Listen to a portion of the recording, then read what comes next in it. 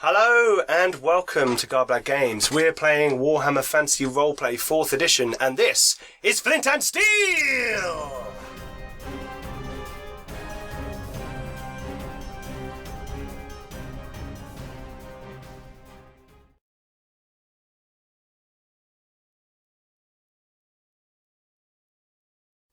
Hello and welcome to episode 11 of Flint and Steel Season 3. I'm Pete, the Games Master. And I'm John, and I'm playing Sigale, the Bretonnian Knight. I'm Leon, and I'm playing Corvin, the Wizard of the Light. Sam, Morgan, Priest of Moor. Hi, I'm Roger, I'm playing Bagric Rolfson, the Dwarf Honour Guard. And I'm Lawrence, and I'm playing Torvald Rolfson, the Dwarven Pathfinder. Excellent. And last time on Flint and Steel, we had some really bad sound. Apologies for that. However, what did happen was you all took on the vile necromancer Meinrad First, well, not that you know his name, Nope. in the bowels of the tunnels and caverns beneath the House of Humble Thought, which are connected to Moor's Field outside Ubersreik, which is currently under siege by a large horde of orcs, which you had seen whilst defending the monastery earlier on the same day. You had a pitched battle with a horde of ghouls and summoned skeletons, and then I believe our priest and wizard hand-to-hand combated the necromancer to death. It was... Namely, Corvin doing cartwheels and ninjaing with your stuff. As is proper for a wizard. Yes. Now, A wizard should know better. you've all received 50 experience points for your participation last time. However, as you've completed one of your goals as well, you shall receive another 50 experience points. Now, while they're all figuring out their experience points, I'd just like to point you all to our Patreon, where I have written a little article. It's quite a long article. I've written a little article about magic items in Warhammer Fantasy Roleplay 4th edition, where there'd been a lot of comments on social media about magical items, and I just thought quite a bit about it and decided to write it all down. We'd had a chat with some of the team on our Discord, and it just gave me lots of ideas, and I thought I'd get it down. So check out the Patreon below. It's a free post. You don't have to, there's no paywall for that one, and it's relevant to you here watching this now, hopefully. We have a magical item, and you have just discovered a reliquary where there were lots of other things sort of stored in there. So it seemed like an appropriate time to write about it as well. Is that a hint to raid the reliquary? No, I think it was. Hey, what's that over there? Yoink! especially not you. In fact, actually, a lot of our patrons on Discord were discussing the fact that Corvin needs a magic item at some point, don't you? Because in order to step up one of your tiers as a wizard, you need to have a magic item, I believe. Oh. In your trappings, or suggested trapping. Well, the Grail is a magic item. Just saying. Oh, so you'd be happy if he got that? Well, I'd be near it. Yeah, he'd be fighting, okay. and I'd be near it. I'd like I just need to level up. And every time the Bretonnian comes over, just moves it away. I'll live forever. That's not the Grail, Corvin. But whatever. Bagric and Sigale just defending me from everything. I'm oblivious. It's my cup of painlessness. You see, that didn't even hurt. Anyway. Very elaborate chamber pot. Ugh. Don't swig from that. Anyway, go check out the post on Patreon. There's a link below. Cool. Okay. So, do we want to quickly go around and say what people have spent their experience points on? Oh, we're supposed to be doing that. I was listening to you. Oh, you're not going to spend I that was now? listening to your interesting story about magic items. I was telling them.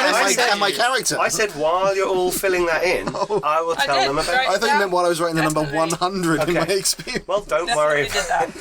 Also, we have just recently finished while you guys are, maybe, if they want to, if not, just finished a Star Wars campaign and done a bit of a one-shot. And we may be doing another one-shot before we do this. Alien, which is very cool. New shiny Just book. got it Pete's new shiny book. today. So, that's very cool. Anyway, talk about more shows at the end. Sorry, what? Cool. So, you are all travelling back through the tunnels towards the basement of the House of Humble Thought, which is the monastery to Verena in the foothills of the mountains outside Ubersreik. Above, you had left 5 knights, I believe, guarding the door. The kind of large barricaded door with, if you remember, there are these kind of positions behind, a bit of a way away from it, where one could stand with crossbow or other weapon and defend the door if it got busted through. There was also big flaps you could kind of look through a slot to see what was coming, if anything was coming. And above there was the monastery where trolls and orcs and goblins had attacked, and some had jumped in and had kind of raided the area. So you were headed back to that area, and after only been sort of an hour or so, you're walking through the tunnels, you get back to, and ahead you can see it's a nice wide open area, lots of down into a sort of narrow tunnel that leads into this entranceway, sort of a kill zone. And there's the big door at the other end, which has been locked behind you because you were like, seal this behind us and defend the door. I'll go first in case they're trigger happy. I'm not likely to mistake a dwarf for a necromancer. True. Unless they're blind. Stomp down the corridor. You're going to stomp down the corridor. Morgan, stay at the back. Okay. What happens if they're mistaken for a very large goblin?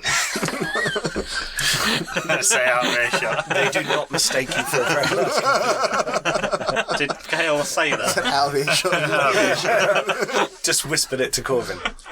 So you stomp your way down the corridor, and ahead the little wooden flap lifts up, and you see the eyes of Theodore, the knight that had been healed. And he looks through the gap, and it just flaps back down, and you hear, "They're back! They're back!" And the doors open, and you're allowed back in. And the 5 knights are there. They're sort of all putting weapons down as you come in, and Theodore's standing there and says, "I assume this is good tidings then, you have returned." And you are, sort of looks at some of you, you've got sort of gore, and it's not proper blood, it's like kind of an ichor or a gross kind of pussy colour. Yeah. And remember, ghouls aren't quite alive, but they're not quite undead either. They're kind of sick, labyrinthine monsters. Aye, the bastard's dead. The necromancer. Aye. Well, congratulations. Excellent news. We should go and tell High Priest Catherine. They are making the repairs and tending to wounds upstairs. Please come in. We will seal the door in case there are any other creatures behind you following you. Good thinking. Got any ale? You all kind of bustle in. And he says, well, yes, he points towards the barracks. There's like, the first room into the barracks is a watch room, where obviously people might sit and see if they hear anything coming from the tunnels. And you step in there, and there's like a jug of ale. It's kind of, it's water. It's not like I will boozy down the ale. jug. Yeah, okay, you glug down like a jug. Make a plus 30 endurance test. You pissed. You passed. In fact, 99. So, and they said, how was it? And they seem to cluster around Sir Gale. And Theodore says, Sir Gale, please tell us what happened in the tunnels. We descended into the dark, into a place most foul and full of terror. But luckily, our will to survive was overpowering. And so we fought the evil in the dark. And through the light of the lady, we triumphed with honor to all. It's like, they're like, oh, well, congratulate, they like pat you on the... He means we killed them all. We know what he means. He just tells it a bit better than you, Mr. Dwarf. One of them hands you what looks like a little cheap goblet, but in it there's this kind of potent wine. Ah, thank you. And then sort of drinks are coming out, and there's like a small soldier, like, bash you on the back, Flip kind of, my here's a hair little back drink. and my moustache with it. Bosh celebration, they're nothing like cheering or anything like that, but like a, well done kind of, and you're given like a little cup of something alcoholic. Someone hands one towards Morgan, and then it's like, I'll take it. okay, Just nod. it's whiskey. That one. Well, congratulations. You are very much a capable team of warriors, says one of the other knights. And Theodore says, please, I will take you up to see High Priestess Catherine. She will want to know this news. This is fantastic news. It still doesn't solve the larger problems, but for now, the reliquary is safe. So, huzzah! Right, Huzzah! let's go. So he kind of takes you up the other stairwell. Oh, nearly knocked over my warhammer there. The other stairwell that takes you into. Remember, the front of the monastery had two low, sort of tower-like buildings. Into one of those, and you come up. And there's some weapons and kind of weapon racks and sheafs of bolts and arrows and things sort of dotted around. Some of them have fallen over. You can see that they've obviously loosed some out of windows at goblins and orcs and things. And takes you into the main sort of, cloister, the large cloister that was between the baths, the kitchen, and the dining area, where the kind of catapulted goblins kind of landed.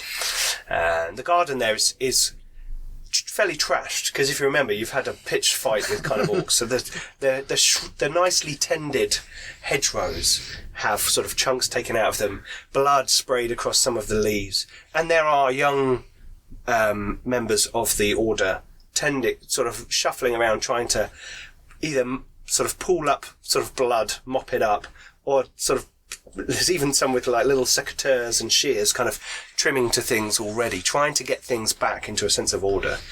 And Lady Catherine is kind of standing there looking around. Yes, excellent. And some people are cobbling together from instructions from Torvald a kind of makeshift barricade or a wall or something going on there. Beyond, through the doorway, you can still see, because it's now coming into, because it was night when you went down there, so it's kind of dead of night, and you can see down. It's a clear night, and Morsleeve is out, and there is moonlight upon the land, and you can see the orc horde surrounding Ubersreik, and it seems that they have, even from here you can see, or you can make out the shapes of siege engines. Sort of, you know, as orcs, they'll be rudimentary, cobbled together, even worse than human constructed things. But it seems that this is quite a concerted effort. And who's the most eagle-eyed of you? It's probably Bagric or Torvald, isn't it? Torvald, what do I see? You are convinced that you can see shapes moving in the air above the city. From sort of fires that have cropped up on the things, you can see sort of shapes against a cloud. Mine's 68. Very little bits of clouds. Yeah, that's cool. You see that as well. And Catherine kind of turns around and catches sight of you and says, you're back. Oh, right. Excellent. This is, I assume you have good news for me. We bested the necromancer. In single combat. And not You? me, him. You? There were two of them. Don't think that counts as single manly. Well, the Wizard of Light and It the makes Priest a of better Moor. story. Who better to dispatch a vile necromancer? An Indeed. axe. Thank you. You're very welcome. I do not Unfortunately, know what would have happened if he'd got his hands on some of the items we have within the reliquary. Not good things. We are in your debt, but we need your help further. As you can tell, the world is falling apart, It's pretty bad. and I have to admit I have not had to face a crisis like this, and I need your help. I do not know which way to send my resources, and there is something I should tell you. Dun dun dun. Getting out my little guide to Ubersreik book. My name goblin. is really Carl Franz. Takes off a mask and the helmet comes out. Not quite. I wouldn't have got away This action with does it not if it have weren't my for you meddling priests. She ushers over a woman who's standing to one side. Is she Culverance? This is Carla Franz. No. Pulls Carl Moraz out from the Yeah. And you need to take this. What? No. Yeah. Calm down, back. This is Sister Hebercorn. She came to us a few nights ago as she had within her charge someone who is in need of assistance, and guarding on a journey. The waves at somebody else, and do you remember when you first arrived, there was a young acolyte who was in the room and was asking you lots of questions. This person appears, and they say, "This is Wendelin von Jungfreud." I see. Sister Hebercorn got him out of the city a few nights ago. She had a feeling that something was about to turn, and thank Verena that she did. And Sister Hebercorn says, "And Sigmar."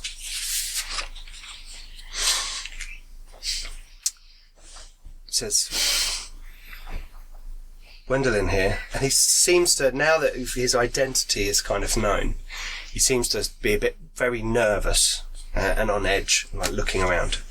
Wendelin here is the son of Graf Sigismund von Jungfreud. And obviously, his presence here is dangerous for him, but also a risk to the Jungfreuds. You have nothing to fear from us, boy. It's kind of like... He's like terrified of you. Like, you have nothing to fear. Clint Eastwood just stared at him. He's like, "Whoa!" I've got nothing to fear. Exactly. Cheer up, manling. It's like looking at you strangely. My father would pay anyone who's willing to escort me to his castle well. I don't know how I feel about taking the money of traitors, though. My father is not a traitor. Let's hear what he has to say. I was at worship when everything happened, and in the confusion, I was left behind. And Sister Hebercorn says, "Your father made a mistake. Let us be honest, and he left you behind. Now we must make up for this. The General von Debenick, has been looking for Wendelin to have as a pawn over the Graf. And things were getting dangerous, so I got him out. We would ask, since you have proven yourselves and you have spoken to us about going to Blackrock to take a message, as you have discussed, Yes. if you might escort Wendelin. I was going to send my knights. When you arrived and then showed your skill, I thought you might take the relic away to Bogenhafen before anything happened. Now you've dispatched this necromancer, it seems that threat has passed. For now. In the immediate future, yes. And this young boy, unfortunately, is one of my gravest and most needy charges at this time. And I would ask that you take him under your wing and escort him to his father in the mountains. And as you can see, she says, pointing out, at Ubersreik, I'm sure his father needs counsel on many things. You have been in the city recently. You've seen what's been going on. You know the players and what they've been up to. I think you are the right people, and Verena has brought you here to escort Wendelin and give justice back to the people of Ubersreik. He doesn't look like he'd take up much space. He like shivers. How old are you, boy? In his head, he's cooking up the idea of a small coffin. He's sort of, I'm nearly 13 summers old.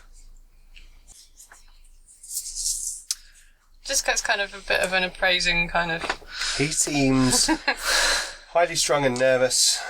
Suddenly, now that you're aware of his true identity, he seems very scared. Before he'd been inquisitive, if frail, but now he seems meek, scared. You're surprised that this is the son of the Graf. But hey, Are you trained? Are you learned with your letters? Can you swing a sword? I know a lot about botany. I read books. I've read some books in my father's library around plants and herbs and such things. And while I've been here, I've been looking in the library here. It's an amazing library. There's a huge resource of books and maps. Your friend had a map. Yes, it's amazing being here, but I understand I can't stay here. It's a shame Alvin's not here. He'd bore the lad silly.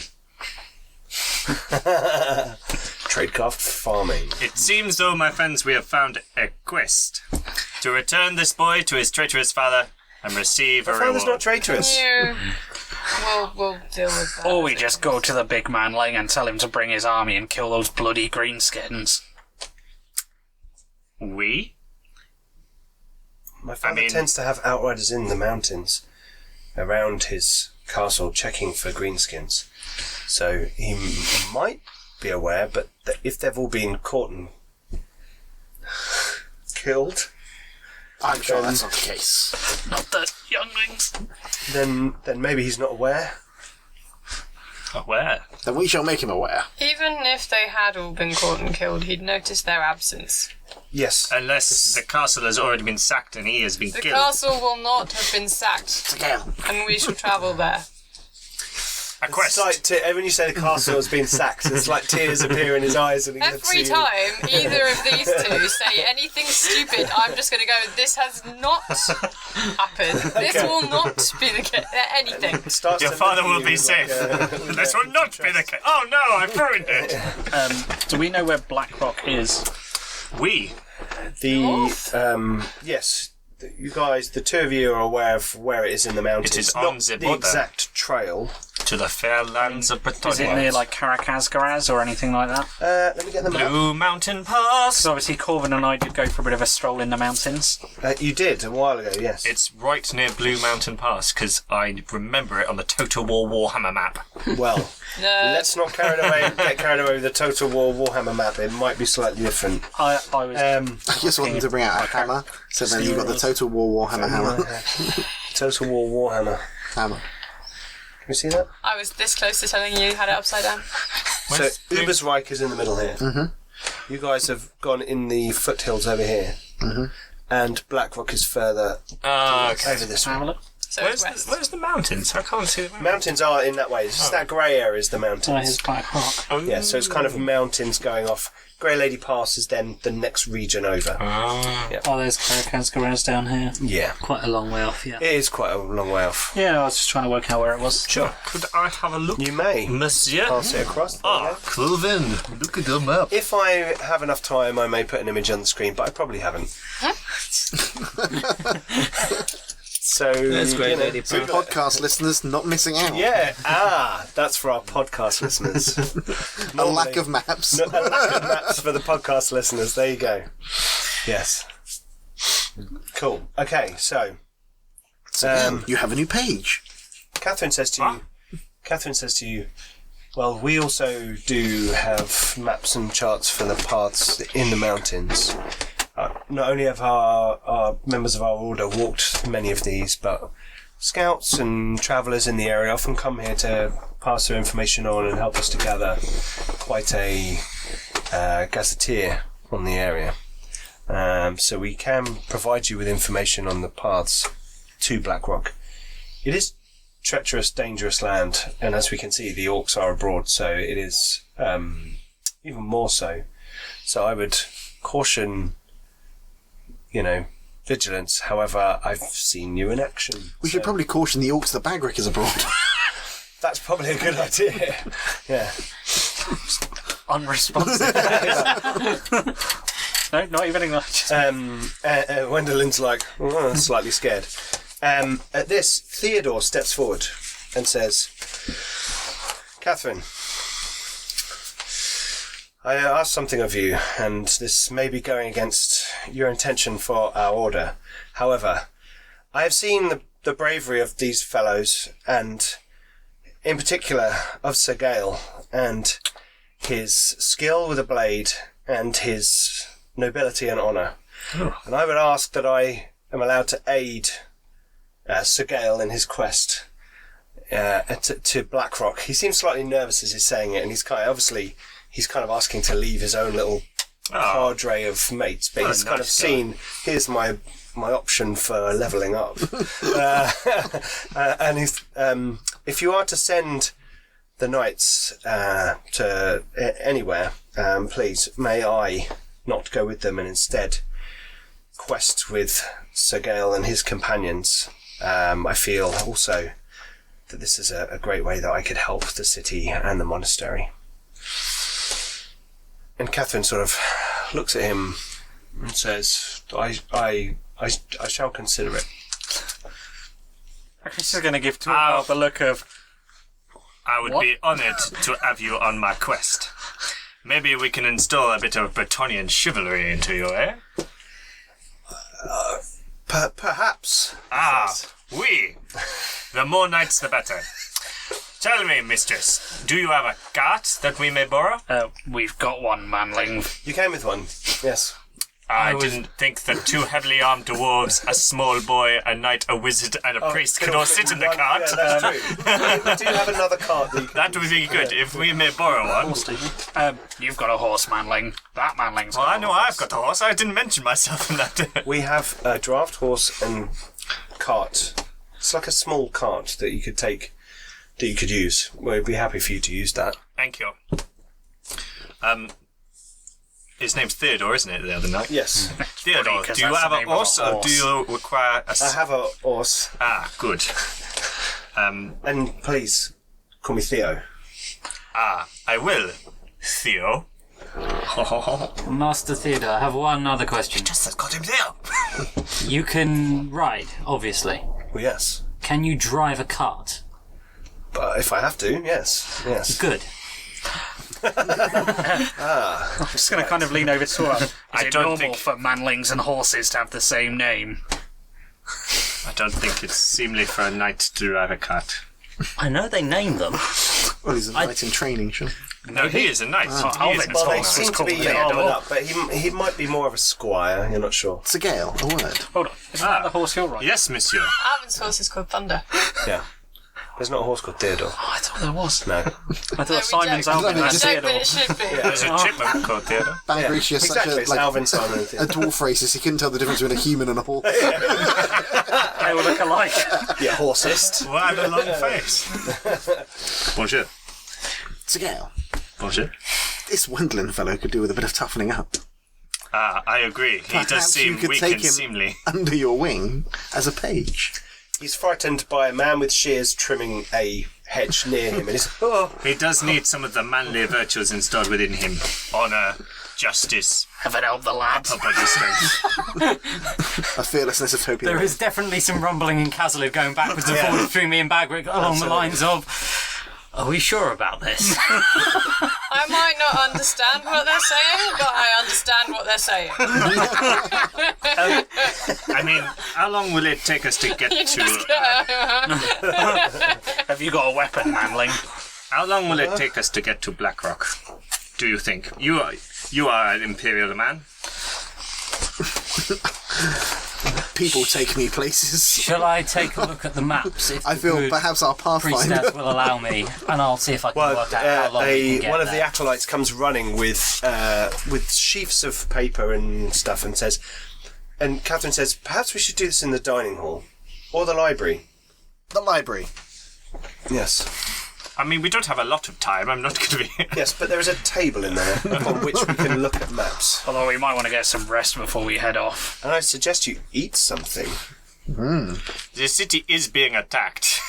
I don't know if we have time for... From here it looks like a siege, so you may have weeks. We'll have time to get. You underestimate the Orcs' ability to wait.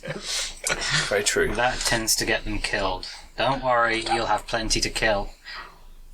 You fought well today. Go and get some rest. I'll sketch us something so we know where I we're do going. remember you had a bathhouse.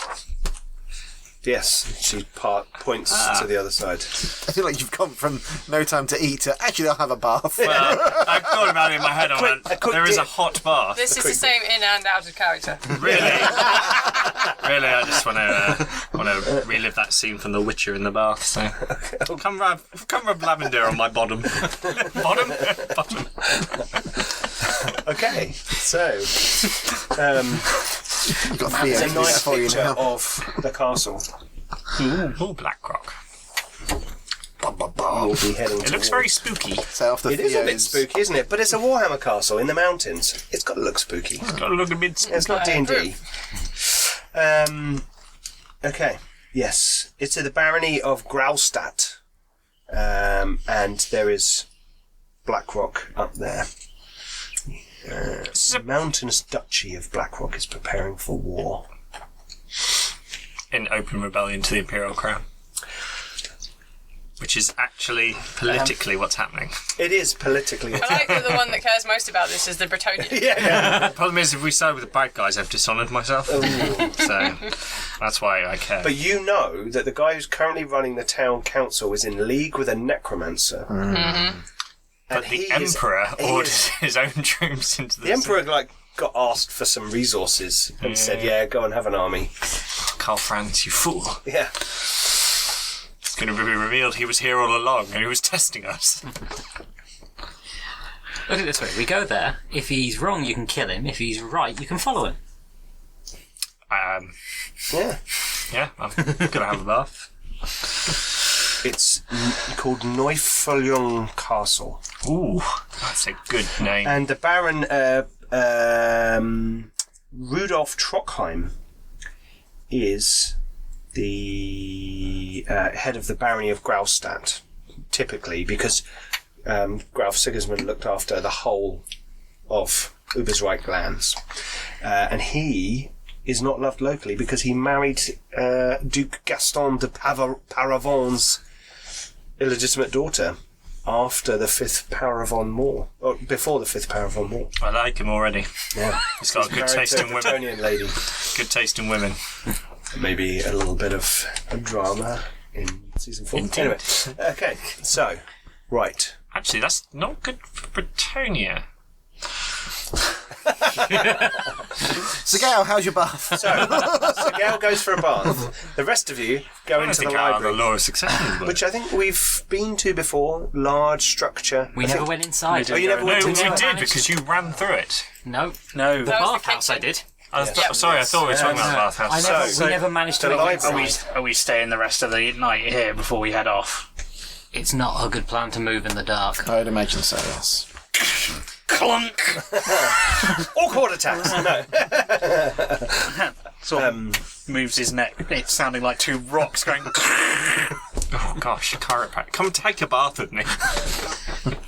Rub lavender on his bottom. Yes. Sorry. Strange manlings. Hey, someone needs to do it. Someone Okay. does need to do it, and no one is volunteering. Warrior brothers do all kinds of things for each other. So, anyway, you've gone into the library, and this is a large, impressive structure. It's not gaudy in its decoration. It's still quite modest. But you go up a nice set of stairs. If you remember, there's a set of sort of stairs up to the front. Large oak doors with iron banding, with little filigree kind of carved into them. And the door is open for you, and you go inside, and what is kind of half prayer temple, half library is there in front of you, with fine carpets upon the floor, what looks possibly like marble flagstones, and sort of pillars rising up around the sides, and there are shelf sections all the way down, big bookshelves all the way down to the far end. And to your left, there is a large table with a tablecloth over it, and a little statue of Verena, like a little shrine type thing. And seated in front of it, there are a series of chairs. And it seems that actually this is more of a place of study, and in study you are worshipping Verena and knowledge and those things. There's no kind of huge number of pews or that kind of thing. This is a place of knowledge but in doing so, it is exalting Verena's principles and virtues.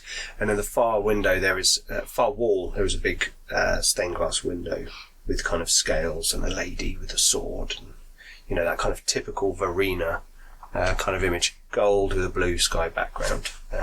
Very striking. Very, in here at the moment, it's not lit through in the way it would in the day, where it would probably come down the central corridor between these bookshelves and this nice carpet. It's lit from inside by torches and sconces and candles. And there are a couple of people moving around in here. You can hear mutters of small prayers and people sort of leafing through books and things. But generally, it seems to be very quiet. There is a side door which goes into the other cloister. Yes, Catherine comes in and says, please come to the side. And she moves to the table where there's the kind of icon, and she there's plenty of space around it, and she doesn't touch it, but she kind of lays things around it. There's some maps, various sort of relief maps, topography drawings, etchings, sketches, the kind of naturalist kind of thing where someone's sat on one rocky peak and drawn the view of the rest of it, and that kind of thing. And that's been interpreted into maps and things. It's a real kind of treasure trove of cartographic information, and you're like...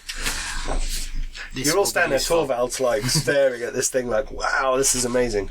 And there are a couple of books and things, and she says, yes, we can give you information that will get you to the castle, Neuffolgel. But it is dangerous, and as we know, there are orcs abroad, but here is all the information you need. And I'm afraid I'm extremely tired. She suddenly sort of fatigue hits her. She's been up all the night as well, and she's not, although she's a robust lady and a priest, she's not like a hardened warrior like you guys and been up all nights. So she says, look, it's gone midnight, so I will retire and say my prayers, and I will see you in the morning before you leave. Is there somewhere we can bed down? Some of the cells are empty, and Wendelin? And he's like, yes. He's like there, sort of behind all of you. You suddenly realise he's there with you. You know which cells are empty. Please guide your new companions to them and to their rest when they are finished. And she says, may Verena's blessing be with you. And she walks out of the room. Show us to our cells, Manling. I want to dump some stuff. Certainly. He takes you through the side door that you saw, and down into the students' cloister. He says, "This is a students' cloister. I'm staying over here." He points at a door. He says, "And those two over there, they're empty at the moment." And through the doors, you can see that there are a group of beds in the room. It's kind of close, cramped conditions. It's not like a luxury area at all. But these are monks we're talking about, and they're kind of. That room is just for like sleeping in. But for you guys, you're not bothered. None of you are really that bothered. You're all quite tired. Corvin, this is abysmal lodgings. You are used to much finer things. The beds in Altdorf have feathers in them, nice duvets and things. This is just Hessian straw-stuffed mattress. Bagrick's already asleep. No, I'm not. No, I know. No, but it's that kind of situation. Bagrick, which room are you sleeping in? I'm going to kind of look at them. Which looks kind of more enclosed? They are identical. In fact, one. the bed. Then I shall go in the other. As would I. I think you're assuming that dwarves snore. Yes. Yes, Probably we a are. safe assumption. Yeah. Okay, so Bagrick and Torvald will take one room, I'm assuming, and the three of you will probably take. We've got a friend. You're not there right now. You're in the bath. Yeah. You're there. You've got like a sponge loafy type thing, and you're like That's assuming Morgan wants to go with the human. scrubbing away. Well, Got a big foamy moustache. I think the stand here, we will probably both walk into the room and go, was bits of thinking armour your come equipment off. probably takes up more space than theirs. It will be very neatly piled. Yeah. But in a Shaun of the Dead style, very edited cut. And then you're in the bar drinking a beer. Bagric is going to go down just to the leathers. Whoa! That's nightwear for Bagric. It is. Okay. Once I'm de-armoured, I'm basically going, get some rest, brother. I'll see you in the morning, and I'll go back to the library. Okay. I'm going to go get some food. Okay. Sort of pad out, and even in bare feet, just towards the... Wendelin tells you before he goes to sleep that they don't bring food to the cells. All food is kept in the dining area, and you have to in the kitchen and served in the dining area, and you have to eat it in the dining. Is to get a communal feeling, and it's now sort of a rule of the monastery that we all, whenever you eat, you always eat in the dining hall. Bagric asked Wendelin if he was armed or knew how to carry it. And he went, "Oh." Okay. I'm going to find a priest. There are quite a few around. A priest, I don't care which one, the first one I come across. Okay. And ask him. I don't know where it is. That isn't already in our collection. And tell him to... There's an elderly man who's kind of going, pointing at acolytes and telling them what to do. Basically You going assume to he's... ask for a sword and shield fit for a manling of about that high. Well, I'll see what I can do. He's slightly flummoxed by the middle of the night. There's been a big battle. These dwarves come up to him. It's a dwarf in lingerie. Sexy dwarf lingerie. And he's asked for a sword and shield. This might be a come on. He's not sure. So he's like, I'll do the best that I can. Yes. And he kind of walks off towards the front buildings, the guard. I'm just going to walk to the kitchen. Okay. Unaware of this That's the title of the episode. It's not literally in his pants. Sexy dwarven Although he's lingerie. barefoot, he is... Bagrag secrets. It would look like full leather armour to a human, but to a dwarf it's clothes. Yeah. Cool. Okay, so you're eating. You're I'm mapping. collecting food, a big pile of food, and walking back to the room. Oh. As you do this, a priest says to you, "Good dwarf, it is an unspoken rule, however I am speaking it now, that all food is consumed," because I know what else all food is to be consumed in the dining hall, if you please. It's an odd rule. It's just our way. I would not ask you to do anything that would break with your own safety within the walls of the monastery, but this is merely a sign of respect for where you are. Ooh. Swear on you. Swear on you can. I'll turn around and pat back down. So, Thank you, he Dining says. Thank you. And he seems warmly thanking you at the end, but he was yeah, fairly stern, and he didn't really mind. too tired to argue. Yeah. Just going to walk stiffly back to the... You walk back to dining the area. thing, and you sit down at this dining table on your own. You've got a bit of ghoul grease in your hair, and you're like, nom, nom, nom, nom, nom, nom. No, Bagric is clean outside of his armour, because he is covered head to toe. Yes, now you're just steel, aren't you? Okay. So Even my beard is protected. there might be just a little fade dust over your eyes. Souping. Yeah. And you we're just tuck wading in. through You just ghoul tuck in. bodies. You just tuck into your food. It's the cleaning the armour that's going to be the fun bit. Yeah, yeah, you need a hose. Luckily, I'm in a bath. There's a bath for me and a bath for my suit of armour. And I'm putting lavender on. Okay, so Torvald, you're reading maps. Bagric, you're noshing down. You're in the bath, scrubbing. What are you two doing? So, unbeknownst to, whatever Bagric was up to, I was going to thank Wendelin for his assistance, try and continue to reassure him in terms of the general existence, because he seems to need it. Yeah. And then, before bidding him goodnight, take from my belt a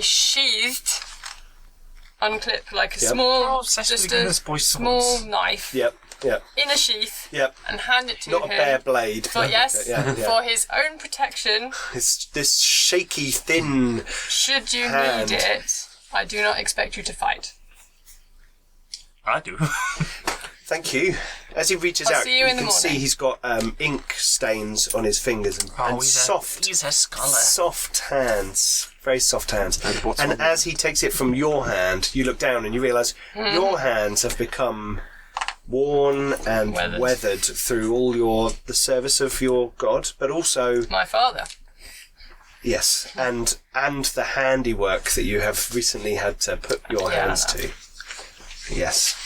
And somewhere there's a little scratching claw inside Corvin's head. No. Corvin, what are you up to? I want to go to the reliquary. We're going to go to the library, Not some Okay. whopstone. and I want to look up books on alchemical incendiaries because I would like Okay. to learn about the bombs I still have in my person. Okay. In my persons, on my person. Okay. There is a lawkeeper, a very elderly lady who is sort of moving around, a bit like in when Obi-Wan Kenobi has to go Jocasta into the Jedi. Who Roger Thing. met in our last Star Wars game. And she's there and she's moving around and she says, young man, you seem someone who thirsts for knowledge and wizard, if I'm not mistaken. You are correct. I am Corvin Applebaum, Wizard of the Light. Whom might you be? Of the Altdorf Applebaums. Yes. Oh, I believe I've heard of your family. I've met a few wizards in my time. Yes, you're funny folk. Yes. How can I help you? I am looking for some knowledge, hence I've come to your library. I have acquired 2 chemical bombs, and I would like to learn more about them. Do you have any books on alchemical incendiaries? Well, of course we do. But I hope you're not intending to use them in the monastery. Of course not. Well, good. You don't seem that kind of wizard. Your head's not on fire. Anyway, come this way. Oh, no, not that way. This way. Oh. And she kind of walks sort of around you a little bit and then down another bookshelf. And as you go down it, you can see there's kind of journals from sappers and engineers and other kind of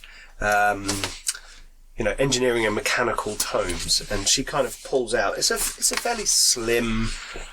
It's more of a kind of a leather docket that's kind of holding sheafs of paper, and she goes, we don't really have any books. There are not many books written on such things. However, we do have some Imperial Army field pamphlets on how to deal with certain dwarven armaments that were lent in a previous war or battle. I lose track of things. There have been so many wonderful entries I've made into this beautiful, and she kind of seems to get slightly distracted and sort of rubs the wood of the bookshelf and says, this library, I feel a part of it myself. Here. Have a read, please. Oh, thank you very much. Would you like to look at one of the bombs? She her eyes open wide. She goes, I'm afraid I wouldn't know the first thing to do with it. Me neither. That's why I'm reading You this. should definitely read those books. From across the library, you'll just hear there will be Torvald's voice just going, "Put them away, Corvin, and look and read the paper." Shakes head in Kazan. Yep. Before she wanders off, Yeah. leaving my reading. Do you know much about the reliquary downstairs? Oh, I've had a look at some of the things down there, and occasionally, if there's the odd written document or book, then occasionally they ask for my eye on it just to have a look. Appraisal. Myself and my companions are heading away in the morning. Are there any curiosities down there you think I should take a look at, just for curiosity's sake? As a learned man of law. In your mind, she's not looking at you, but she says, you should look at all of them. And then she turns to you and says, it's not really something one should just go poking around willy-nilly in. Of course not. Um, That's why I asked for your guidance. but you are...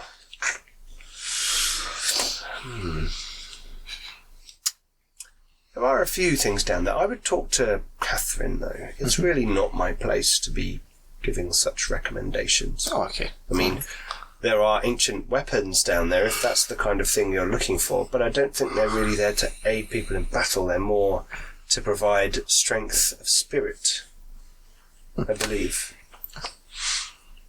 Yes. Anything you thought was rather novel was all. Well, I would talk to Catherine. Thank you for your help. She shuffles off. Can I have that back? The bomb. She turns around with a crafty, cheeky grin on her face. And she goes, very well. Gives it back to you. Just drop it in the bag. This kind of pamphlet that she's given you, it's like a leather, like a folding open, like little file type thing. It's got like bits of parchment in it, little instructions. There's like Hellblaster volley gun instructions and all kinds of other things in there. And then like incendiary weapons, thrown incendiary weapons. Pigeon bombs. Pigeon bombs, absolutely. And various other things. And you're like, wow, this is like, that's a rocket artillery I get a thing. pigeon that big. How does it swallow the bomb? You can really push that in there. And there is one on like bombs, Yeah. you know, like thrown bombs, you know, Danger Mouse bombs. Yeah. So you sit down and start to have a read. Yeah. Wonderful. If you want, in the Between Adventures thing, you can use that to learn a skill or talent that you don't have. Oh. Sounds good. Such as Demolitions. Steam tank driving. black powder type things, or that kind of thing. Yeah? Or someone else in the party could if they wish to learn it. No. That's fine. Okay, cool. So, there's some reading, there's some eating, there's some... What were you doing? Apart from Helping Gwendolyn. Are you going to have sleep? Are you gonna... Yeah, probably. Okay. And I'm actually eventually... a little worse for wear. Yeah. Are you hurt? Okay. Some people are still injured. Your bath is wonderful. I'm having a whale of a time. Yep. And eventually it's tired. You're getting tired as well, and you start to feel that ache, you know, your joints are, you know, So hacking things to death. Only so much bubbles can take away. Exactly. So you all decide to settle down for what remains of the night. So you get sort of like probably 4 hours sleep. I might not. Yeah, probably not Torvald. He might have to sleep in the cart on the way. Oh. And morning comes, and you can see that the horde is still positioned outside Ubersreik. And some of the acolytes have worked through the night, and a makeshift barricade has been erected in front of the doors. But there's been no further kind of... There's been a few... They tell you that a few sort of goblins and creatures got near, but they were quickly shot or scared away. And it seems that your efforts here have sort of made them very wary of this location. So they kind of seem to be staying away. But you all rise in the morning, or you can have a lie-in if you want to. It's up to you. You do healing overnight, don't you? You do recover. How much damage? I think it's an endurance test, but I can't remember. I will check it out. Make an endurance test just in case. I'm fine. I had lost 4 wounds. We did a few rules incorrectly last time. Oh. If you fumble on a prayer roll, for example, you have to roll on the wrath of the gods or whatever. And I think Straight away? Yeah, straight Okay. away. Even if you don't have any sim points. Right, healing wounds. You attempt an average endurance test after a good sleep once a day. That says average plus 20 endurance test. Now, you haven't had a good sleep, so I'm going to make that a minus 20 test. I failed. Even if... because I had a bath. Yeah, I rolled a 2. Minus 10 test then. I've still failed. You passed? I'm not even going to attempt to take that test because I haven't had enough sleep. You heal wounds equal to success level plus your toughness bonus, Oh, okay. which is a lot. So 0 plus toughness bonus. No. You heal wounds equal to your toughness bonus If you pass. if you pass. Okay. I'm going to strike that home rule, because otherwise you could say, like, you'd heal 15 wounds in one night's sleep, and that doesn't Even make I any couldn't pull sense. that one off. Yeah. Well, no, or 30. You could. What's your endurance at plus 20? Oh, plus 20, yeah, that's a fair point. Just as a. 60, 71, 91. So you could get 9 success levels, and what's your Plus toughness? 6, Plus, yeah. so you could heal 15 wounds in one night, which that doesn't feel right. Whereas you healing 5 wounds in a night, 6. 6 wounds in a night, that makes sense. I had nothing. What did you heal? I was already fully healed at 10. Did you succeed, I Morgan? think I stood behind 4, you yeah. all in that fight. Okay, and Torvald, you don't get to roll because Yeah. morning comes and Wendolin is actually up before you.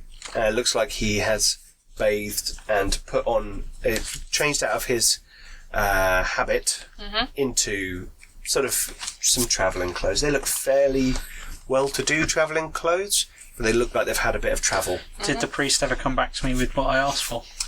And in the morning, there is a simple round wooden shield and a sword. Nothing fancy. Are they for Wendolin?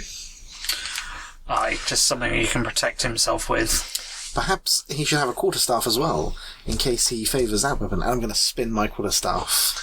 And Flourish like a little bit to show off. Something that Quite leads Make impressed a- Bagric. Make a melee polearm roll just to see how cool you do it. This is where I it believe in spins you. out of your hand and knocks him on the head. Oh, that's a fail. I failed by Not a terrible fellow. 3. Oh, okay, so you like go to spin it, and then you have to like write it. Yeah. And he's like, he pats on his belt. He has now strapped a dagger in a sheath, and he says, I have a weapon. That's marvellous, Master Wendolin. But let me show you something. If a goblin comes up to you, it's going to be this far away from you before you can stab it. But with one of these, it's a good 4 or 5 feet away. It's not a spear, manling. He's like, I hope you're not. Bagric's just going to pick up the shield and go, take that, put it between whatever's attacking you He and holds you. it with 2 hands. Suddenly, on either side of it, his like little fingers are like gripping round the front of it, in front of you. Put your arm through there. He's like, his thin forearm goes through the gap. He's like, oh, okay, I'll just hold this up if we get in trouble, shall Jolly good. I'm going to bash it with my staff. Aye. He like falls, staggers backwards. If something happens, just stay Father hidden told me behind I that. need to grow up. He's always told me I need to grow up, and I think I'm gonna. This is it. I'm gonna do it. I'm gonna do it. And he like tries to stand a bit taller. If we get time on the way, I'll see if I can show you how to use it. Shield? I'm going to try and pass my toxic masculinity check.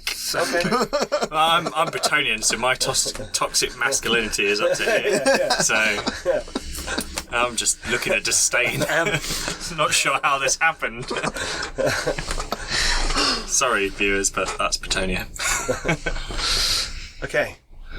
He seems to sort of all this kind of geeing him on and giving him stuff is kind of making him feel slightly, more confident. Is there another priest around?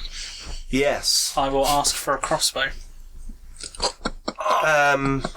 Do you, sorry. We need. I think we're not an armory, and everything we have is really required by our protectors. Do you not have cross? Wendolin looks at you. I don't know how to use a crossbow. If you want to grow up, let's have some breakfast. That's why I'm here. I was here to tell you that breakfast is being served in the dining hall.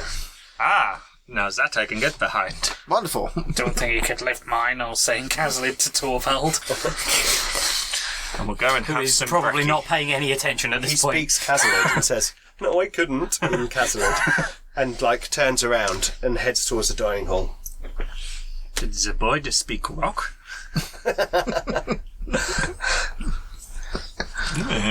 Impressive. Okay. Lads knows how to speak civilized. So you head over there, and Torvald is sitting there with his own books and documents out, and he's tracing the last few notes onto your own map, which I can see you actually doing over there. Which, while I haven't been busy, I've actually been doing off of this map. And making a few notes of things, and but none of the kind of rare or delicate things. They're all still back in the library. You've kind of transcribed as much as I can and connected as many of my other ones I've got to stuff. And you're now building a bigger picture of the area. You're starting, your mind's eye, starting to get a good understanding of the land and the surrounding area. And the kind of sketches and things are also giving you an idea of the kind of flora and fauna and the terrain, that kind of stuff. Expecting to go across, yeah. It's all very useful. And Corvin, you're quite impressed by his skill at pulling this all together, and he's clearly an educated dwarf. And you guys all sort of looked at it. It is impressive, even if you're not into your letters and your numbers and all that kind of thing. It's still quite impressive. Just a devil with a crossbow. I'm gonna walk off. And the porridge is being served with honey, and large bowls of porridge have been afforded to your party. And they're being banged down on the table, and Catherine appears, and she comes over and she says, "Well, that was an interesting night, wasn't it? I trust you all got some sleep." Bed was a bit soft. You could have lain on the floor if you'd wanted. Wasn't enough space with all the armour. Yes. The accommodation was fine, my lady. Well, not allowed to lie, you're a knight. Luckily, I wasn't lying. we're not a hostelry or a tavern, and our accommodation is more about purity of the soul and penance than... Then my soul must be incredibly pure right now. Don't doubt that, Sir Corvin. The purest it's ever been. She's making fun of you in front of the knight, necking the porridge. Very well. The cart, we've arranged for the cart with the horse out front of the monastery. That's all ready, and I have made some. We've prepared some provisions for you for your journey. I think, Torvald, correct me if I'm wrong, but it's probably 2 or 3 days' journey into the. I mean, it's steep, treacherous terrain with a cart. On foot. On foot, we could probably do it a little faster, but with the carts, we will have to take certain passes and there are certain places I've seen in the maps and the books I wouldn't dare take a cart. So, we'll go by the safest way possible. I'd say 2.5 days. Okay. Provided minimal trouble. Let's hope the Ubersreik defenders hold out that long. I'm sure they will. This is a heavily walled castle. The walls have been built by dwarven folk, so no doubt they will be resistant to most of the Orcs' clumsy siege weapons. I believe it will be a long battle of attrition. And they've got a bloody army in there, which they wouldn't necessarily have. That'll help them along. Yes, quite hard to deploy it out of the gates when the gates are surrounded, though. But yes, Aye, but they can man the walls long enough to keep the Orcs out. Indeed. Which is why I think you've probably got enough time to get there and see if the Graf wants to help. Right, was there anything else you wish to do? Corvin, one of the lawkeepers informed me that you were inquiring about the reliquary last night. Oh, I was just wondering if you had any fun curiosities. I don't know, I'll be passing back through here again at leisure, and it's always good to increase one's lore and knowledge. Oh well, there are numerous items down there that are of academic interest and of a divine presence. There is possibly one that might help you in particular. It is. We are. I'm thinking about fingernail. Is it a gag? Fingernail scraping. No. You say, is it a gag? Yeah. It is not. It is a brooch. But it is one that has been blessed with the tempered will of Verena and steals one against corruption. This, of anything we have, may be useful to you in particular. But I would need you to return it. Well, of course. Once you have passed your message and saved the city. It'd be incredibly kind of you to bestow that upon me. But this, I know there is strange things afoot, and this may steel you against these orc creatures. That is all I can imagine would be helpful. We have old weapons in the reliquary, but they are not weapons anymore. They are symbols and icons and items of faith. None really have much of an effect to those of not of our faith. But I can tell that you believe. And this may be of assistance to you. Thank you kindly. She departs and heads down to the reliquary. Did you want to go with her, or do you want to wait here? I'll go with her. It feels rude to to just fetch wait for her to come and bring it back. Bring it to my table. Yeah, that's what I was thinking. He's like, I'll wait in the cart when you bring it to me. No, I'm going to follow her. So, you follow her down, and she goes into the reliquary. A new guard is there, steps aside. She goes in, and again, you're in this dusty vault area with pedestals and sort of shelves and racks with old crusty swords and various boxes. Lots of boxes, if you remember, lots sort of dotted around. And she's sort of looking around the room as if she's trying to remember which box might be holding this brooch. And she goes over to there's like a slim pedestal with a little cushion on top of it, and then on top there is a little a small box chest type thing. It's clearly been sitting on this pillow for a while.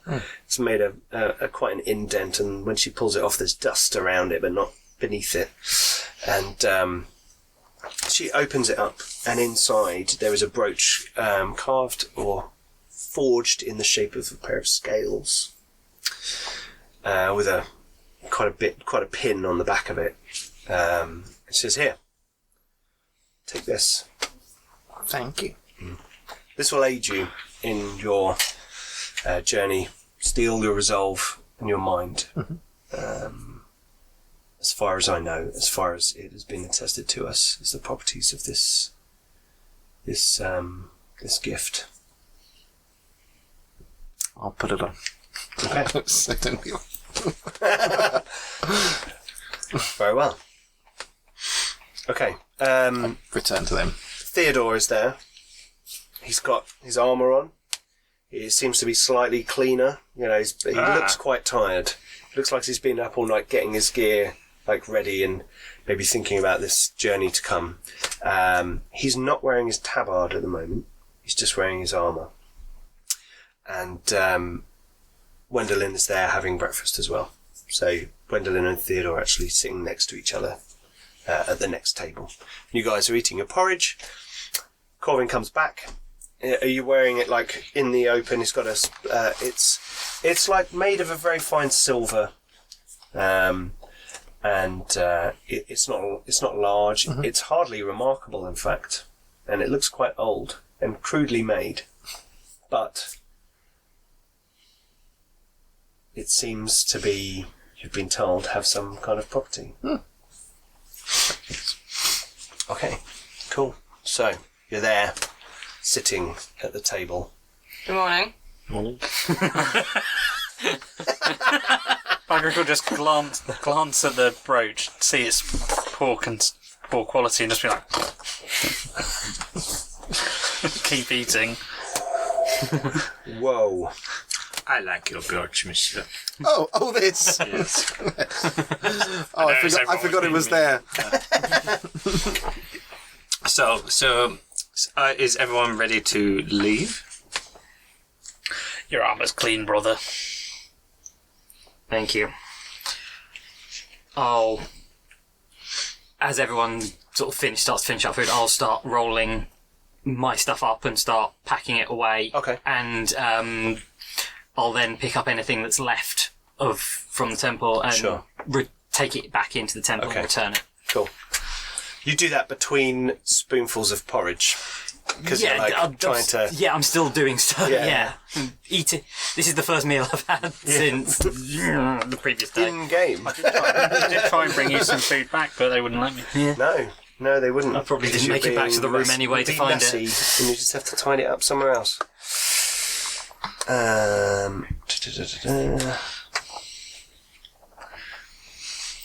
Okay. It's alright, things get rough. We've always got the Foambeard's delight. Okay. Cool, okay, so Not sure about that one. Theodore and Wendelin get themselves ready, I think it's time to mount up. and you all collect your gear. And all of your mounts and cart are out the front as well with this other cart. It's a small kind of half cart type thing with some things loaded onto it. And A dwarf. Theodore climbs on it. And Wendelin sort of looks around like... Wendelin, if you go with Monsieur Theo. He climbs onto the back of the cart. Very well. I mount Brutus. Who's double the size of Wendelin. Is there an impressive horse? What colour? White. Is it? White horse. It's a white yes, of horse. course. But it's Impressive. long. Bretonians have long kind of horse dressing as well, so he's got Yes. the long stuff on. Bit mucky at the bottom. Yeah, he's been around. Yeah. He's a war horse. Yes. You're all starting to get more familiar with this horse, who's a bit of a character. Just a dick. It's a horse. yeah. Weird. I haven't ridden him in like this in a while. Oh, dear. So there's 2 carts, are there? 2 carts. There are Yeah, 2 there's carts. our cart. Yeah, and your the cart, other which is a proper big cart, and then this other cart they're giving you is kind of like a little hitch-up thing, Okay. half cart. So Yeah. which cart can I fit in? Our cart, probably. Well, yeah, Wendelin's now on the little one, so you can fit on the big one. Yeah, okay. Cool. I'll Okay, hop on. you hop on. But I look graceful as I do it. Yes. Cart. And we'll ride off into the hills, I'm guessing. Who's driving? Me, Theo is driving the other little one, bit, and yeah. I'll drive the first one for some of the way. I'll make sure I shrug into the armour and make sure Okay. I'm not the plate, but the Casual chain. casual chain and everything else, and sort of climb up and just go light pipe and just sit there and wait for everyone to move, ready to move. Okay. Well, I'm probably sat You next sat to you next to already. it, yeah. smoking your pipe? Just the pair of dwarfs sat on the cart smoking a pipe. Crossbow, With a on my, crossbow. crossbow on my lap, pipe in hand. Feel sorry for the horse. Can I carry you for some of your tobacco? Thank you. Oh, angry hands. Also, smoke my pipe with the dwarves. As you light your pipe, You explode. and you're... No, you throw the match away. No, There's light gunpowder it residue with on your Flint hands. and steel. He lights it with his bomb. As you light it, you're expecting the smell of tobacco, but you get alongside it a whoosh of vanilla. Oh, right. As the smoke traces past this brooch on your robes, you get which is a very familiar scent to you. Yes. And that makes you feel that perhaps there's something to it that the high priest, Catherine was correct, but it seems to be of an etheric nature rather than Divine. divine. It's just really good tobacco. Really good. Okay, cool. So, you head off. We'll provide the smoke screen. It's just like drifting up behind you, like of cars rolling off into the... Yeah. Cool. Okay, so you start heading off into the mountains, and you are right, Torvald. There are certain passes and routes you just can't go with carts and these kinds of things. And after sort of the first half a day, you've kind of had to like, oh no, we've got to go that way. Oh no, oh hang on, that looks like the axle's gonna break. Stop that a bit, and it's slowing you down. It's difficult terrain, but you are finding your way. I mean, you are doing this from other people's documents, so it's not 100%, but you are heading.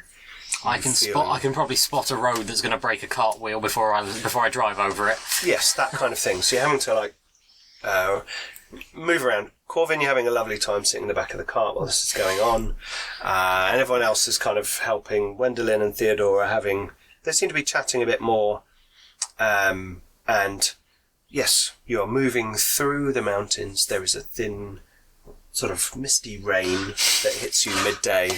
And your hoods are up and you're smoking your pipes under your hoods and things. And as you reach about midday, you can all hear the clash of battle from beyond a very large rocky outcropping ahead of you. And someone gestures, I don't know who, one of you, or Theodore maybe. Probably us, we'll be at the Torvald, front, yeah. gestures like, stop. Bashes me on the back of the head. Empty the pipe, put it away. And you can hear the clash of battle ahead and the shout of orcs ahead of you. Wag! So ahead of you, there's a large rocky outcropping, and there's there's passes, there's ways, there's you can go either side of it, but you can hear the clash of steel. You can hear the grunt of orcs. Die, me! Ugh. How far ahead do I think it is? Not far, but it sounds like, well, you can charge round the corner if you want to. Oh, I have no idea. Okay. Your helmet is blocking your... Probably my eagerness. Yeah, you're very eager, so you stop. What do people want to do? I'm going to hop off the cart. I'm going to start charging. You're going to charge with yours? Yes. Okay, well, then you're going to get there first. I will shout for the lady as I do it. Orcs, apparently. You got a horse, haven't you? I do. I want to see some fear checks by the orcs. That's what I need to cause fear. If Bagric is dismounting the that a skill you cart, can get? I will Good probably choice. dismount the horse. Okay. Fool. Morgan's a dragoon. She is. He is. So. Okay. That means you get off the horse to fight. It's a good skill. You ride up, jump off, have a fight. Okay. Right, so, and the rest of you are kind of shuffling around, making decisions. Theodore's there. He's like going to unhitch the horse so he can ride into battle. Who's going to stay with the kid? Oh. Still got my pipe. But he's just getting ready. He's staying there to protect him. Okay. But it's just like he seems to want to fight from horseback. And Sir Gale, your Brutus carries you swiftly over these clumsy rocks that these carts seem to not be. And you're like leaping and galloping and jumping across these things. Brutus's feet assuredly like smashing things beneath them. And you round this. I like it. You round this rocky outcropping, and you can see now, in this kind of pass, sort of spreading to your left and right, there is a scene of a battle, and there are many dead creatures in this pass, and there seem to be a small group left remaining, and a couple of humans seem to be fighting about 5 orcs. And they're going, die with me, we're going to cut you up, yeah, you're going to die, we're going to get you right.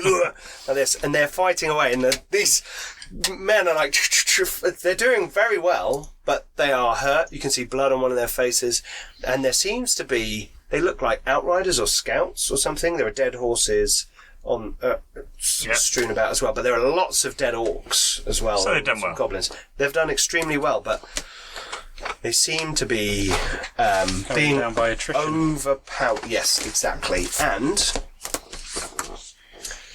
the symbol on their clothing it's blue with a white stag, Okay. which you know to be, I do. I have law heraldry. and you know about things like this. That is the barony of Graustadt, which is where you're going. Then I shout for the lady and charge the orcs. Okay, very well. I signed it in a much more dramatic fashion than that. Yeah, No, for the lady. For the lady. for the lady. Charge! Okay, so you charge into combat with one of these orcs. At this point, we're going to roll initiative, but Sir Gale will get a surprise round on the orcs. I didn't roll that well. 5 for me. Oh, very That's good. an understatement. What do you mean?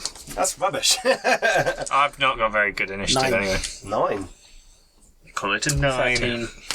9. 7. Oh. And so slow. Quick. I make up for it in pure awesomeness. 9 was Morgan and Torvald. 7. Oh, 7. Sorry, Morgan. Sorry, that was Corvin.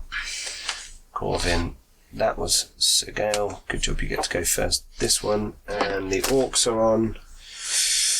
Oh, 8. So basically, everyone on the still sat on the cart is going at the same time. Yeah. That makes sense. How would you fancy imitating the Grand Theagonist? And we turn this into a war wagon. That's cool.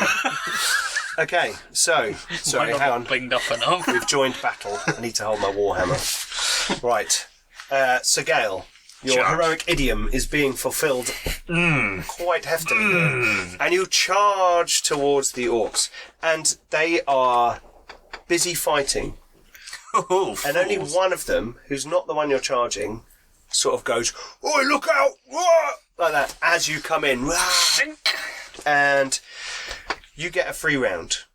Cool. So I charge an orc, and Yes. I hit him Okay, with my rhythm Go stick. for it. And So I you get... get plus 20 for charging on your horse. Is it just plus 20? Yes, and you get no, you get advantage as well. So you're plus 30. Hold on! Oh, I rolled a 98. I think I will use the Fortune old point fortune pointione. Now, Good don't do idea. what I did last time. I rolled another 98. 99. No, 14. Oh, okay. That's rather better. Well,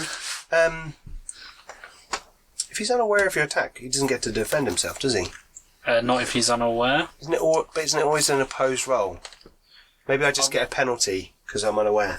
I wouldn't have thought they'd roll. Many lots of damage. The only reason I would think you might roll is if you get a really bad negative, then you effectively get that's more true. success levels. Oh, yeah, that's true. I'm going to say... Let's have a look. Mine your is sword. 64. Yours? Oh, Egil, we need you to just be here in the room. You need him shouting on live orders. chat permanently. Yeah. Maybe I should just go on the Discord quickly. Pulling your blows? What? I have done that. I have knocked people out. You were just trying to shake their hand. In combat. Here we go. That's how we say hello.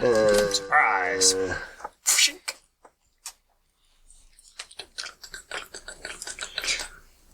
If anyone is surprised, they can use a resolve point to remove the surprise condition, so it's a condition. Oh no, he can't because he hasn't got resolve points. So you get to just attack him with impunity. With impunity. So go for it. Attack him with your sword. I have gone for it, and he takes 19 points of damage. Oh, okay.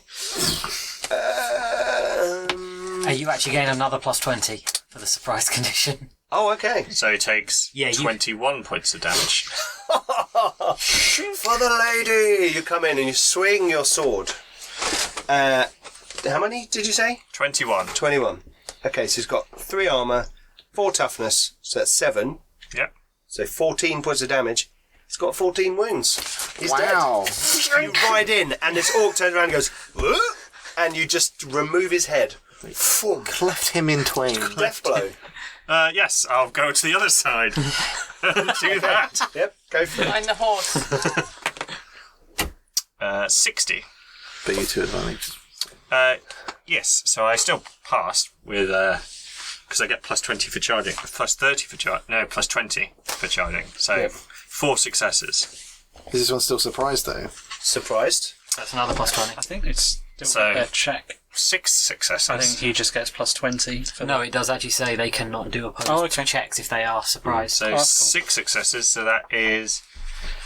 what did I roll? 6-0. 6-0. I can take the 0. You can. 10 Damaging. is your damage success. So Jeez. So it's 10 feet instead of 6. 21 again, so he dies. So you're like, for the lady! 2 orc heads, like, boom, fly off. And then I keep- And the 2 humans who are fighting the orcs are like, whoa, what is this? You know, like, amazing. There's a beam of sunlight that comes suddenly through between 2 clouds and glints off your armour as orc blood sprays up it. Cool. Death blow. Am I still in combat? You're like in there. I'm just riding through. Just riding through 5 orcs. Oh, cool.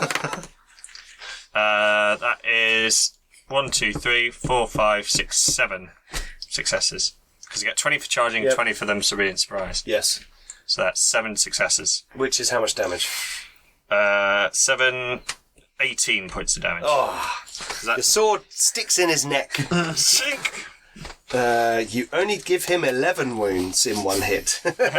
So he is not dead. Yeah, and oi, bloody human, you're gonna die next, right? And he lifts up his big chopper and turns around to attack you. And then Brutus kicks him in the face. Does the horse get an attack? I think so. He has a stat line. Horse, isn't he? He is a war horse. He is a warhorse. Fine, let's go. Have you got a stat line for him? I do not. Okay, well, I've got a horse here. But he's going to be slightly better than that. Trained for war. Here we go. So they have weapon skill 25. However, he is trained for war. So let's see what that says in the creature stats. Here we go. Here's a new thing. This is exciting, isn't it, You should everyone? make a note of this. The animal is trained for war, gaining plus 10 weapon skill. It can also ignore skittish for loud noises, which is handy. So his weapon skill's 20. Your horse is large. 25. Yeah, 25. Your horse is large, Plus 10. so it causes fear in the orcs. Oh, nice. So I need to roll to see if they're scared. In their turn. In their turn. Good shout. So he's... However, it does mean he can do Death blow. without, if he hasn't even killed them. So he can go da-dum, da-dum, da-dum. So he hits the orc that I didn't kill with a sword, Yes. with a shoulder barge. Okay. So he hits... He's got 25 plus 10 So 35. plus charging. And he's got weapon plus Yep. 7, so he's actually on 42. No, that's for damage. That's for damage. That's damage. Oh, is it? Yeah, it's just That's So success he's level. hitting on Right. 55. That's their strength bonus. Does he Yep. have my advantages as well, or does he do his own? No, he'll get his own. So 55. The horse missed, unfortunately. You sure you don't want to use a fortune point for that? No.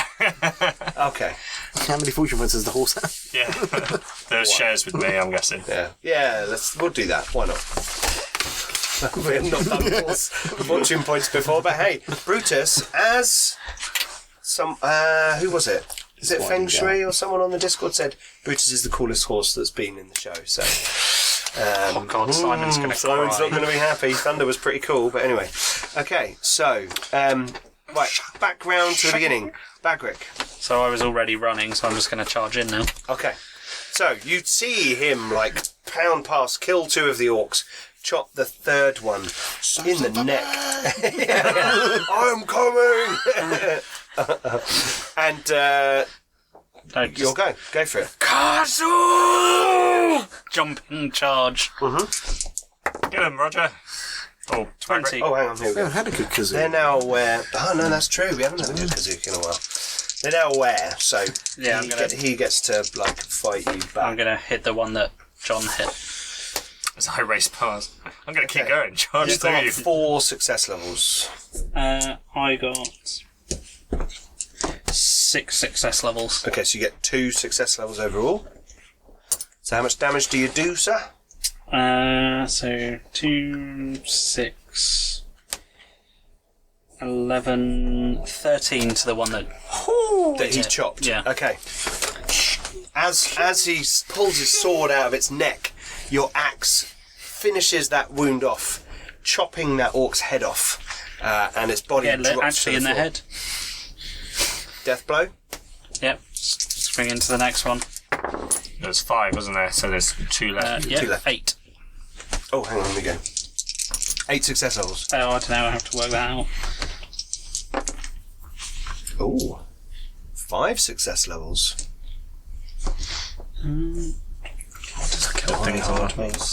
That's the first time during this campaign. So sorry, I got 9 success levels. So he got 5. Yes. So 4, 8, 13, 15. Okay.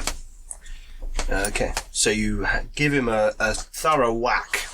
But he's still standing. These orcs are, you know, let's stun these as well. Let's get them. Okay. Scrawnius and elf, you green-skinned bastard!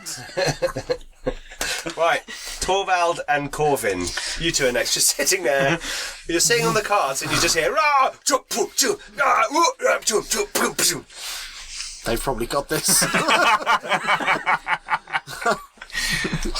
I will literally just I'll look up at Corvin at this point, Yep. as I haven't actually had any sleep, and just go, hold on, Master Applebow, and just move the cart forward. Move the cart forward. Yeah. Okay. So you're gonna, you'll only really be able to get it into a position where you can see what's going on. Yeah, that's rather fine. than interact. That's all I okay. need. I'll start chanting, channeling Ooh, channeling. for a healing spell, suspecting that That someone might be. someone might need that.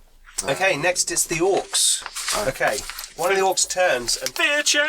Oh yeah, fear check. Fear check. I've got a horse! That one passed. And then what's you size difference of 1? So Yeah, you need 1 large. success level. And that one passed. Oh well. Okay, so they both pass. One of them turns and stabs one of the humans. Oh no. Ooh, that's pretty I bad. believe in the human. Yeah. Shouldn't have believed. 4, 6. Yes, he is dead. So the orc turns and runs his big, cruel-looking, you know, Pointy thing. cleavery type thing, Oh, dear. into the guy, and he's like, and slumps against a rock, and then collapses on the floor. And he's like, yeah, and the other one turns and looks and has a swing at the knight as he goes past, because you just chopped off the heads of two guys. So he's gonna have a swing at you. Oh, critical success, 22. Okay. I still beat it? Yeah, but I do a critical, don't I? Yes, because it's Yeah. an even-numbered critical. Yes. Oh yeah, because your armour would protect you against odd-numbered criticals. So I Indeed. get 3 success levels. I get many more. I get... So 8. you win the round. Yep. However, I do a critical to you Does that mean I lose all my advantages? because you will take Yes. damage. Yes, I wouldn't take damage. you got criticals going on. Would you rather that you took the damage or that he hit your horse? I'll take the damage. Whoever you. I mean, the horse is armoured as well. So. Bigger target though. Right, so I'm going to roll location. Got it. You got it. Okie dokie. Yeah. I hope it's my face. 61. Pretty sure that's not your face. That's Probably not my the body. face. Probably torso. Yeah, That that is is body. Okay, and the critical hit is... You can take a point of damage on your armour. Instead. Yeah, I believe I'll survive. Okay. Alright. 99... No, not 99. 26. Twisted back. Suffer a torn muscle, minor injury. Oh, tasty. And extra damage. 1. So you take 1 point of damage. That critical damage doesn't get... Oh, my back! There's no soak on critical damage. It's just like straight damage. You've Yeah. tried to block it, Well, and you he's a always lot. take one anyway. He's quite strong. Yeah, but if it said 4, you'd just take 4 points of damage. Oh, he would have There's taken 1 from being hit plus 1 for the crit. How much did it take? 8. No, because he won the round. He won the post roll, so there were no success levels. yeah, it's not. He's been hit. He's tried to block it. Yeah, with and his he's like, sword, "Cut my back you out." twisted your back. Yeah. He's so strong. It he's was quite a twisted. heroic charge. You know, you've overextended yourself slightly. Where can I put injuries on here? I think it's more of a scrap paper. I'll just remember. because someone's Put it on about the to do a healing thing on you. Well, I'll put it here. I don't know, there's a big old space next to the wounds there. My back. I think you're just at a slight penalty to actions involving your back, which is quite Lifting, a few moving. quite a few of your Existing. actions.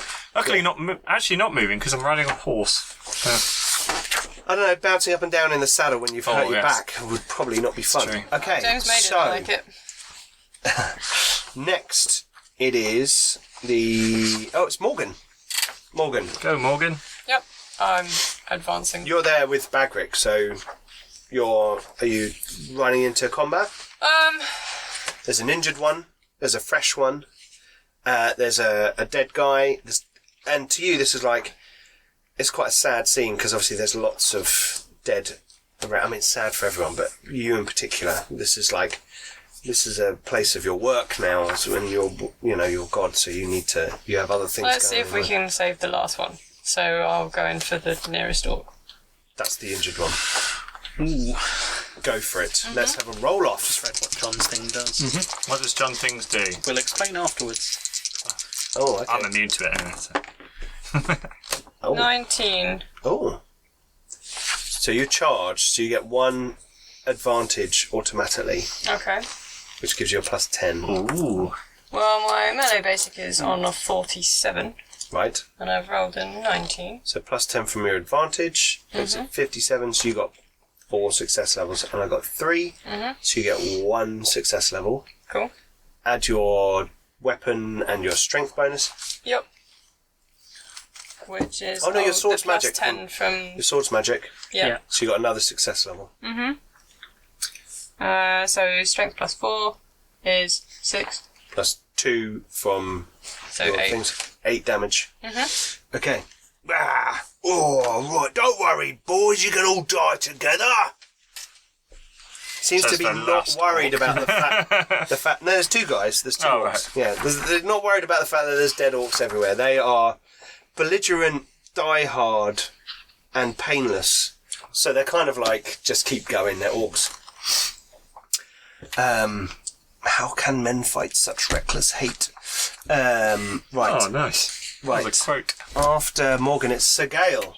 You've got to the end of the line of the orcs and you've turned around on your horse. And you're sitting there He's at minus 10 to all. and you're Oh, minus that's 10 to not everything. too bad, is it? So, hang on, you turn around and suddenly you're like, I've pulled a thing of You about did the but you handbrake. manage. You did a handbrake turn too sharp. Make a fellowship roll to see if you give away the fact that you've hurt your back. No, you managed to you're in your helmet and everything, so you're like, got your sword out and you're like, haha, I won't worry about this pain in my back right now. No. And you can see now everyone in front of you kind of watching, they're all watching your valorous Charge? combat manoeuvres. So you're going to charge into the Indeed. fresh orc or the injured orc? The fresh orc. Yeah, he's kind of closer. Go for it. So I get plus 10 for charging, right? Plus 20 because you're on a Oh, horse. because of the horse, yes. Yeah. Ooh. Oh, lovely, lovely, lovely. 2 success levels for me. So I get minus 10, which makes that 54. So 2, 3, 4 for charging. Yeah? 5 for charging. 5 But for he's charging. got- So 5 success levels. And an advantage. He's got I've got he's the counted advantage that. already. Yeah. So 5 Yeah. in total. What did you get? I got 2. So I win. Yes, so you get 3 success levels. Excellent. But what did you roll on your units die? 6, which I'm going to take. Okay. So that makes it 17 damage. Okay. You severely hurt him. Severely. Slash him, and blood comes out of it, and he's And then like, a horse hits him. "Whoa!" And then your horse is gonna kick him in the face. Go, Brutus! Oh, it's just no success levels though. 93 minus 4 success levels. Oh, and you get minus 2 success levels for defending against a large creature. That's true. So how many success levels did you lose by? Minus 6 So 6 extra damage to whatever I'm 7. horsing. plus 7, Plus so strength. 13 points of damage. 13 points of damage by the horse. Yeah. Okay, he's dead. You cut it and it looks up at you like, ha ha!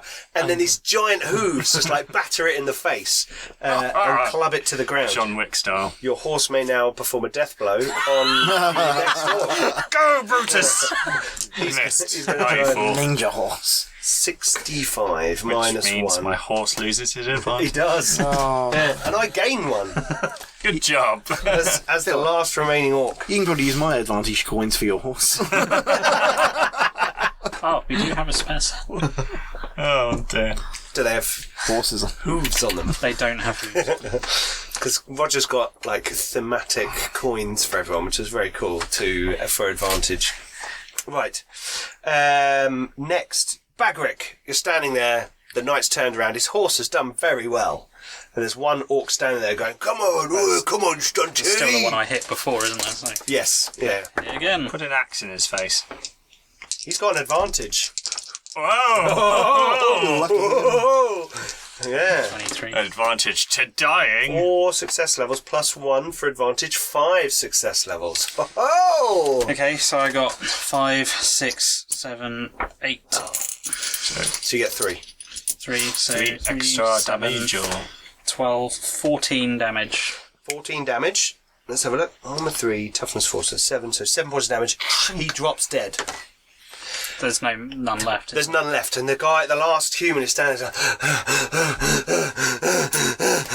Don't worry, monsieur. drops Is he literally the last human? He's the last human left, and there's just like a sea of dead bodies around you. There's like clearly a lot of orcs were killed by not many men, and they're all wearing the tabard with the blue tabard with a white stag on, which you know is the barony that you're heading I'll towards. take a moment to thank the lady for our victory. Does the guy look injured? Oh yeah, he's like got cuts and wounds, and he's like sweating. His hair slicked to his face. His like his sword has just slipped out of his hand because it was like slick with blood, and he's like, Morgan! Corbin! I'm here. We were scouting. Turn around. It's just a glowing stick. I think he needs Go a bit faster. Heal! Yeah. Okay, you bring the cart round, So I actually and everyone's in the nimbus. critically passed on my channeling, which means it would go off this round. Okay, right. Cool. And what's the range on it? 4 yards. So Well, you can gather everyone round. Which is why I was like, Gather Tom, get quicker. I need to use it this round. No, that's fine, because you two act simultaneously. So we'll just say that as it's going off, Torvald brings you closer. Yeah. And there's like a... So it's targeted though, so it's... Oh, okay. I thought it was your... Do you I don't have believe like it's a pulse area. thing? No, one target. Okay, who are you going to heal? The guy who looks guy. like he's about to fall over. he's Yeah. He's like, no! And then he's like, oh! As like you go, oh, with your like And he's music, blinded. whatever. Yeah, he's like, ah! So they'll heal him 10 Dazzles. Yeah. And when the light magic like goes poof, over him, suddenly his hair is expertly coiffured, his clothes are, and he's like, his wounds are all healed. He's like, his teeth look good. yeah, his clean teeth and his nails are done, everything. His kidneys grown back. He's like, oh, who are you? Travellers in the mountains who have come to my aid. We were scouting the mountain passes. We heard that the war host was on the move, and we were trying to figure out where they were going. And we were attacked by this savage band of orcs. What? We're going to Black Rock. What? To the castle? Aye. Knife or young? Why? What? Who are you? We need to speak to the Manling Lord. Gwendolyn kind of stands up and goes, I'm Graf Sigismund is my father, kind of from the back, and he's like, what? What? Shut up, Gwendolyn. Thank you for saving me. A pity you weren't here merely minutes He ago. can turn around and gesture to the guy that we just lost, and I'm already there. Yeah. Sorting him out. Aye, I would like to have killed more other buggers. Don't worry, we killed them. And he looks down at his sword, he picks it back up, almost like, oh, how could I dare drop this thing? And he's like, picks it up. And you can see actually there's a few like little notches in it, where obviously he's hit something very hard, probably an orc skull or piece of armour or something. We fell 10 to a man. It was vicious fighting. We've been drilling for months, but this is not what we were expecting. Orcs, suddenly a war host in the mountains. What? Tell me. What have you heard? You've come from the lands below. They besieged Ubersreik. No. What? Horde. The horde has descended on the city. Aye, it's why we've come to speak to the Manling Lord. These fucking Altdorf bastards weren't enough. Now the Orcs are destroying our city. Well, the Altdorf lot you can worry about later. You gotta kill the bloody greenskins. This boils my blood. We have come to beseech Paces around, he kicks one of the Orcs in the face near him. We have come to beseech your lord for aid for the city. That won't take you long. I'll take you there myself. We should be off. I will take... Is his horse still alive? He looks over and there's like A pile of dead horses. yes. Get on the wagon, Manling. I'll take the biggest orc's head and attach it to Brutus's saddle. Well, just so one we of can the prove orcs you we mean killed. One of the business. orcs you killed was pretty big. Well, his head is coming with me. Yeah. Oh, my back! Yeah, like, Oh! you hear what sounds like the creak of armour, but it might be Sigel's spine as he just waddling back over to Brutus. Orc head onto the side. As you do that, Brutus like looks at it and sniffs it and just like snorts at you. It's alright. It's alright, boy. You did very well. The lady is proud of you, my magnificent beastie. He shakes his mane like, I know. Does Brutus want an apple? There you go. He sniffs at you. That sniff that means I want some cheese. Ah, damn it. We have no cheese. How could I forget? Okay. Oh, my back. So. I don't know why I go Yorkshire when... Oh, it's my peasant stock coming out. me bloody back. Right. How many scouts were there? 20. He looks about. There were 3 scouting parties sent out this size. There were 30 of us. And now that he says there's 30 of you, there's a lot of bodies around here. These guys clearly did some serious damage. Either they know the terrain really well, they're just really well trained. It's impressive. Do they have, even to dwarves? Do they have guns? These guys don't actually have guns. Ah, even more impressive. Yeah. He says, yes, the Graf is amassing troops at the castle, and we are preparing. He has told us that there is a darkness abroad the land, and that we are amassing a force to help rid it from the Reichland. We're all sworn to him, and if you are here to tell us that we are wrong in the eyes of the Emperor, then I'm sorry, but... Emperor be damned, there's plenty of darkness in this land. Good dwarf. That's what I want to hear. The Emperor has been misled, but we can save this for loftier folk than I, and people who can spin words more. There's more manipulative Gently. bastards around than you realise. We'll explain more to your lord Says when a we get stranger there. in the mountains. But you've saved my life, and that is enough for me right Since now. when is a dwarf a stranger in mountains? You're not a stranger in mountains, but you're a stranger to me, good dwarf. But you have proven yourself by test of arms, and that means a lot to us mountain folk. Laugh We live at in the the word mountains, mountain folk. not under the mountains. Lead on, good monsieur. Take us to your lord. He's saying this as he's kind of like Is he he's getting like into our looking wagon? around, and there seems to be one particular person that he sort of goes over to and pulls out a satchel and kind of picks it up and puts it on his body.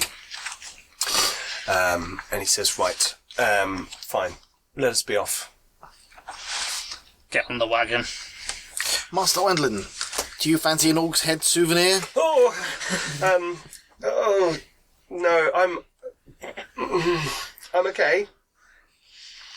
Is it all going to be like this? All the way there? This is the harsh reality It's of the got like world. a really pale, it's like going slightly green, it's like, Just look at it, Manling, you'll get used to it. oh, he vomits down the side of the wagon, it's like, oh.